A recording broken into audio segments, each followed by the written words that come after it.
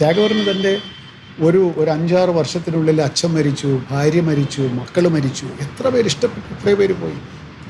He was not shattered, he was sad, but he was not shattered. അതെങ്ങനെ സാധിക്കുന്നു? അതാണ് ആത്മീയ ജീവിതത്തിൻ്റെ ലക്ഷ്യം. ദുഃഖങ്ങളില്ലാതാക്കാൻ ആർക്കും സാധ്യമല്ല, നഷ്ടങ്ങളില്ലാതാക്കാൻ ആർക്കും സാധ്യമല്ല, അല്ലേ?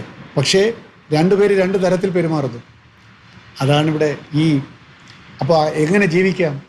നിതാന്ത വിസ്മയശാലി എന്നൊക്കെ പണ്ട് ശങ്കരക്കുറുപ്പ് പരിഭാഷപ്പെടുത്തില്ലേ? അങ്ങനെ ഒരു അത്ഭുതത്തോടുകൂടി പ്രതീക്ഷയോടുകൂടി ജീവിക്കാം. അതാണ് ഈ 45-ാമത്തെ വേഴ്സ്. ജീവിതത്തിലുണ്ടാകുന്ന ഓരോ അവസ്ഥയിലും നാഥനെ പ്രതീക്ഷിച്ചിരുന്നാൽ ജീവിതം എങ്ങനെയാവുമെന്നാണിത് പറയുന്നത്. നിശബ്ദ പദസ്വനങ്ങൾ നീ കേട്ടിട്ടില്ലേ? അദ്ദേഹം വരികയാണ്, വരികയാണ്, സദാ വരികയാണ്. He comes ever comes. ഓരോ നിമിഷവും, ഓരോ യുഗവും, ഓരോ പകലും, ഓരോ രാത്രിയും അദ്ദേഹം